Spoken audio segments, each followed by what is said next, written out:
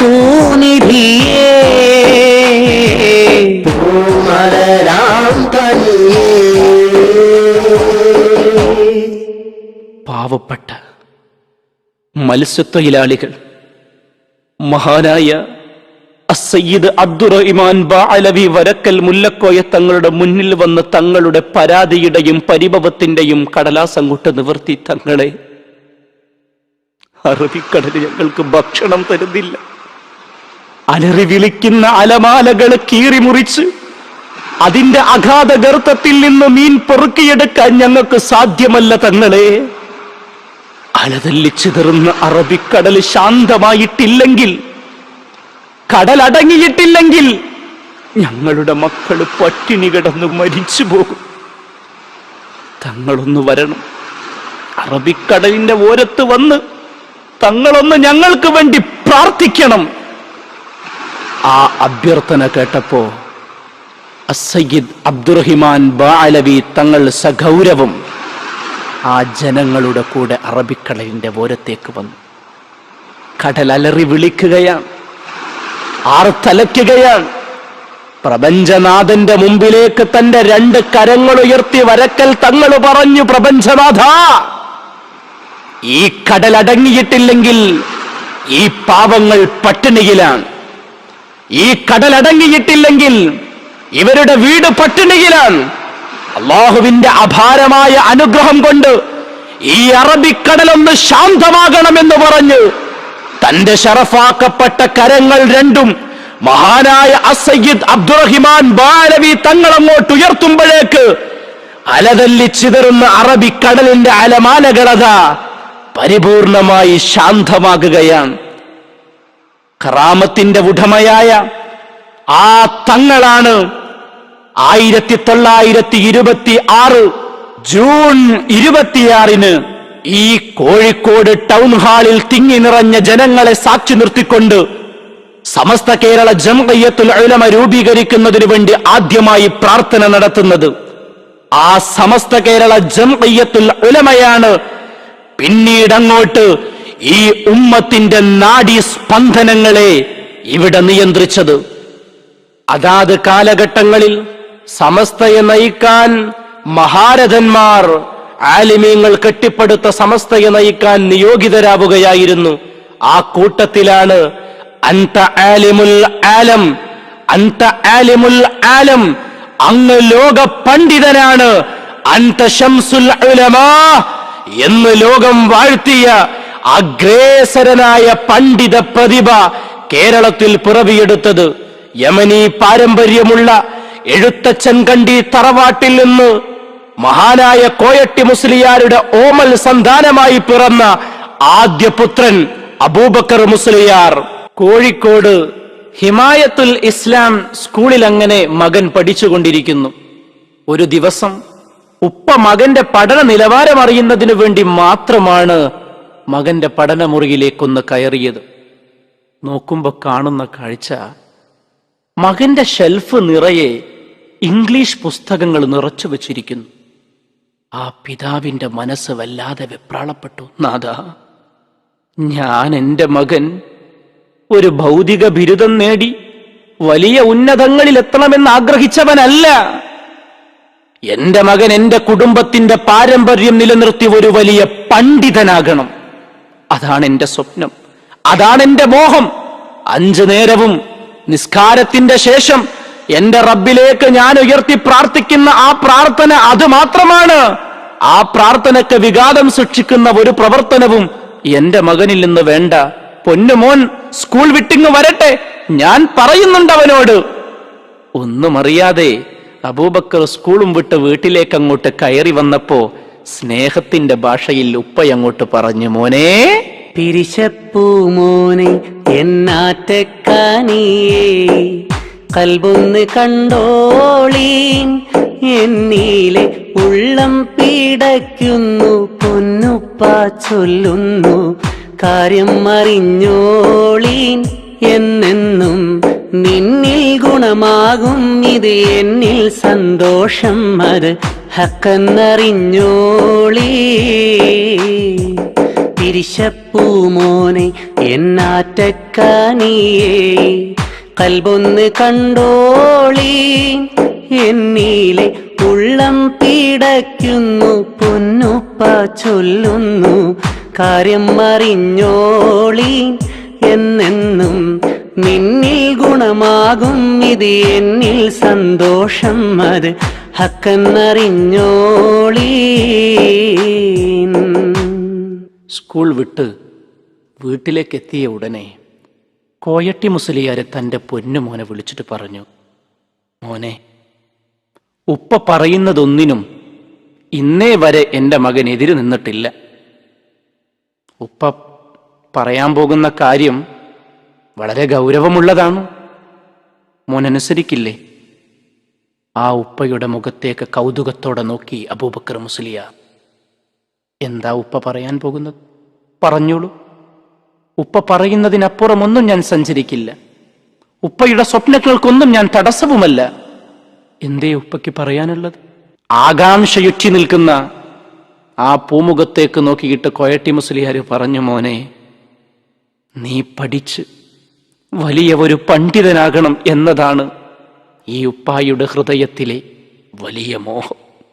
എൻ്റെ മകൻ പഠിച്ച് ഒരു ഭൗതിക ബിരുദധാരിയായി ഈ സമൂഹത്തിൽ 4 ആൾ അറിയപ്പെടുന്നവനാകണമെന്ന് ഈ ഉപ്പ ഒരിക്കലും മനസ്സുകൊണ്ട് ചിന്തിച്ചിട്ടേയില്ല.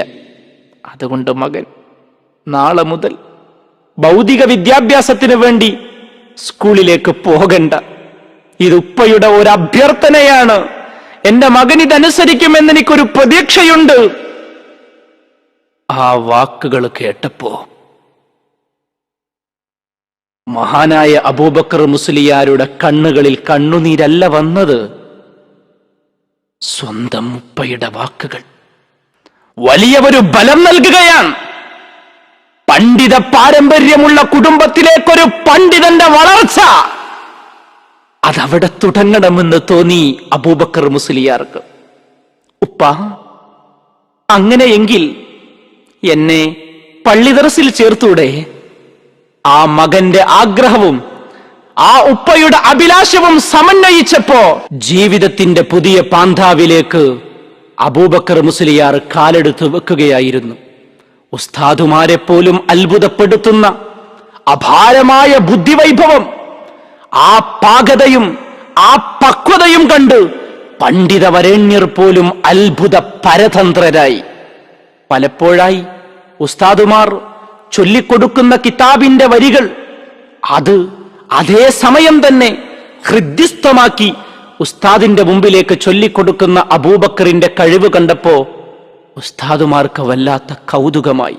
അൽഫിയ കിതാബ് ഓതിക്കൊടുത്ത് കുട്ടികളോട് മുത്താലായ ചെയ്യാൻ പറഞ്ഞ് ഉസ്താദ് പുറത്തിറങ്ങിയപ്പോ അബൂബക്കർ എന്ന് പറയുന്ന ആ കുട്ടി കുളത്തിലങ്ങനെ കുളിച്ചുകൊണ്ടിരിക്കുകയാണ്. നേരെ ഉസ്താദ് അബൂബക്കറിന്റെ അരികിലേക്ക് ചെന്നിട്ട് ചോദിച്ചു, അബൂബക്കർ, കിതാബ് മുത്താലായ ചെയ്യാൻ പറഞ്ഞയച്ചിട്ട് ഇവിടെ വന്ന് കളിക്കുകയാണോ? സന്തോഷത്തോടെ അബൂബക്കർ ഉസ്താദിനോട് പറഞ്ഞു, ഞാൻ പഠിച്ചിട്ടാണ് കളിക്കാൻ വന്നത്. ആ മറുപടി ഉസ്താദുമാരെ അത്ഭുതപ്പെടുത്തിയെന്ന് മാത്രമല്ല, പിറ്റേ ദിവസം ഈ പ്രവർത്തനം അബൂബക്കർ വീണ്ടും തുടർന്നപ്പോ അൽഫിയ എന്ന കിതാബിലെ 2ഉം 3ഉം പദ്യഭാഗങ്ങൾ മാത്രം എടുത്തു കൊടുക്കുന്ന ഉസ്താദുമാർ അബൂബക്കറിന് മാത്രം 5ലധികം വരികൾ 10ലധികം വരികൾ പ്രത്യേകമായി എടുത്തുകൊടുത്തു. എന്നാലെങ്കിലും അബൂബക്കറിന്റെ ആ കളിയൊന്ന് അവസാനിപ്പിക്കാൻ സകല കണക്കുകൂട്ടലുകളും തെറ്റിച്ചുകൊണ്ട് പതിവ് പോലെ ഉസ്താദുമാർ കിതാബ് മുത്താലായ ചെയ്യാൻ തങ്ങളുടെ ശിഷ്യഗണങ്ങളെ മുത്തഅല്ലിമുകളെ പറഞ്ഞയച്ചപ്പോഴും അബൂബക്കർ വീണ്ടും കളിക്കാൻ ചെന്നപ്പോ ആ കുളത്തിൽ അങ്ങനെ കുളിച്ചുകൊണ്ടിരിക്കുന്നത് കണ്ട ഉസ്താദ് വീണ്ടും വിളിച്ച് താൻ പറഞ്ഞതും താൻ പഠിപ്പിച്ചതുമൊക്കെ അബൂബക്കർ ഹൃദ്യസ്ഥമാക്കിയോ എന്നറിയാൻ ആ വരികളൊന്ന് ചൊല്ലിത്തരാൻ ആവശ്യപ്പെടുമ്പോ അത് വളരെ മനോഹരമായി കെ അബൂബക്കർ മുസ്ലിയാർ ചൊല്ലിക്കൊടുക്കുമ്പോ അത്ഭുതവും അതിലുപരി കൗതുകവും പൂണ്ട ഉസ്താദുമാർ കോയട്ടി മുസ്ലിയാരോട് പറഞ്ഞു, നിങ്ങളുടെ മകനെ പഠിപ്പിക്കാൻ പ്രാപ്തരായ പണ്ഡിതന്മാർ കേരളത്തിൽ വളരെ കുറവാണ്. അതുകൊണ്ട് ഉടനെ തന്നെ വെല്ലൂർ ബാഖിയാത്തു സ്വാലിഹാത്തിന്റെ അകത്തളങ്ങളിലേക്ക് നിങ്ങളുടെ മകനെ പറഞ്ഞയക്കണം. അവിടെ ചെന്ന് അറിവിന്റെ മധു അവൻ നുകരട്ടെ. ആ വാക്കുകൾ കേട്ടപ്പോ കോയട്ടി മുസ്ലിയാരുടെ ഹൃദയത്തിന് വല്ലാത്ത സന്തോഷമായി. കാരണം തന്റെ മകൻ പണ്ഡിത പ്രതിഭയായി വളരുന്നു. ആ ഉപ്പാക്ക് അതിലും വലിയ സന്തോഷം വേറെന്താ വേണ്ടത്? പക്ഷേ വെല്ലൂർ ബാഖിയാത്തു സ്വാലിഹാത്തിലേക്ക് പോകണമെങ്കിൽ അന്ന് ഒരു പതിവുണ്ട്. പണ്ഡിതനായ മഹാനായ അഹമ്മദ് കോയ ശാലിയാത്തി ജീവിക്കുന്നത് ചാലിയത്താണ്. ആ ചാലിയത്ത് ചെന്ന് ശാലിയാത്തിയുടെ കൈകളിൽ നിന്ന് ഒരു പ്രത്യേക സമ്മതപത്രം വാങ്ങേണ്ടതുണ്ട്. കോയട്ടി മുസ്ലിയാർ തന്റെ മകന്റെ കയ്യും പിടിച്ച് ശാലിയാത്തിയുടെ മുമ്പിലെത്തി. എന്തിനാണ് വന്നത്? ആ ചോദ്യം കേട്ട ഉടനെ കോയട്ടി മുസ്ലിയാർ പറഞ്ഞു, എന്റെ മകനെ വെല്ലൂരിലേക്കൊന്ന് പറഞ്ഞയക്കണം. അതിന് അങ്ങയുടെ സമ്മതപത്രം വേണം. വെല്ലൂരിലേക്ക് പറഞ്ഞയക്കാൻ കോയട്ടി മുസ്ലിയാരെ കൊണ്ടുവന്ന ആ ബാലനെ കണ്ടപ്പോ ശാലിയാത്തിക്ക് അത്ഭുതം കൂറി. ഇവനെയാണോ നിങ്ങൾ വെല്ലൂരിലേക്ക് പറഞ്ഞയക്കുന്നത്? അത്രമാത്രം പാണ്ഡിത്യത്തിന്റെ ഗരിമ ഇവനിലുണ്ടോ? പ്രായം 16. വെല്ലൂരിന്റെ അകത്തളങ്ങളിൽ താടിവെച്ച തലപ്പാവുള്ള പ്രായമുള്ള പണ്ഡിതന്മാരാണുള്ളത്. അവിടേക്ക് പറഞ്ഞയക്കാൻ ഇവന്റെ കയ്യിൽ അതിനു മാത്രമുള്ള പാണ്ഡിത്യമുണ്ടോ? ആ ചോദ്യം കേട്ടപ്പോ കോയട്ടി മുസ്ലിയാർക്ക് വല്ലാത്ത വിഷമമായി. കാരണം തന്റെ മകന്റെ മനസ്സിലെ ആഗ്രഹങ്ങൾ തകർന്നടിയുകയാണ്, തിരിച്ചു പോകാൻ ഒരുമ്പെടുകയാണ്.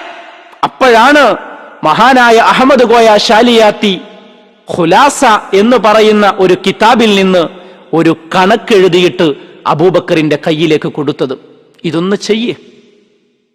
അബൂബക്കർ ആ പുസ്തകം, ആ കടലാസ് തന്റെ കയ്യിലേക്ക് വാങ്ങി. ആ കടലാസ് എടുത്തു നോക്കി.